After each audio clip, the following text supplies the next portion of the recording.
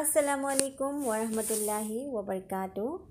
যেহেতু ৰমজান মাহ আহি পালেহি আৰু তাৰ কাৰণে এটা ৰমজান সিৰিজ লৈ আহিছিলোঁ আৰু এই ৰমজান মাহত কি গোল সেট কৰি ল'ব, লক্ষ্য কি কৰি ল'ব তাৰ বিষয়ে এটা মই আগৰ ভিডিঅ' দি থৈছোঁ, যিসকলে চোৱা নাই চাব।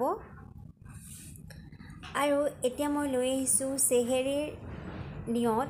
চেহেৰী খাওঁতে আমি কোনটো দোৱা পঢ়িব লাগে তাৰ বিষয়ে লৈ আহিছোঁ। দোৱাটো হৈছে নাৱাইতুৱান আসুম্মা গাৰ্দাম মিন চাৰ্ৰি ৰমজানাল মুবাৰকি ফৰজুল্লাকা ইয়া আল্লাহু ফাতাকাব্বাল মিন্নি ইন্নাকা আন্তাস সামিউল আলিম। এইটো হৈছে আমি যেতিয়া চেহেৰী খাই ৰাতি খানা খাই হৈ যাব, তাৰ পাছত আমি মুখ ধুই দাঁত ব্ৰাছ কৰাৰ পাছত আমি এই দোৱাটো পঢ়িব লাগিব। তাৰপিছত আহিলে আমাৰ ইফতাৰৰ সময়, আৰু ইফতাৰৰ সময়ত যেতিয়া আমি দোৱা কৰিম সেই দোৱাটো হৈছে আল্লাহুম্মা লাকা সামতু ওয়া আলাইকা তাৱাক্কালতু ওয়া বিৰিজকিকা আফতাৰতু বিৰহমাতিকা আৰহামাৰ ৰাহিমিন। এইটো হৈছে ইফতাৰৰ দোৱা।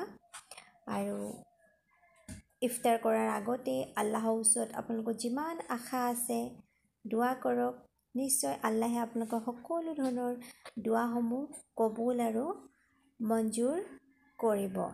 এতিয়া আহিছোঁ আমাৰ যিহেতু 2025 চনৰ ৰোজা পালেহি আৰু এতিয়া আমাৰ প্ৰথম তাৰাবি কেতিয়াৰ পৰা আৰম্ভ হ'ব। প্ৰথম তাৰাবি আৰম্ভ হ'ব 28 ফেব্ৰুৱাৰীৰ ৰাতি। যেতিয়া আমাৰ 28 ফেব্ৰুৱাৰী ৰাতি হ'ব, আমি প্ৰথম তাৰাবি পঢ়িম আৰু ৰাতিলৈ আমি চেহেৰী খাম আৰু 1 মাৰ্চৰ দিনাখন আমাৰ প্ৰথম ৰোজা মুখত থাকিব। এয়াই হৈছে আমাৰ 2025 চনৰ ৰোজাৰ আৰম্ভণি। আশা কৰোঁ সকলোৰে ৰোজাসমূহ ভালদৰে পাৰ হওক। যদি ভাল লাগে ভিডিঅ'টো শ্বেয়াৰ কৰিব, কমেণ্ট কৰিব আৰু লগতে এটা ভাল লাগিলে লাইক কৰিব।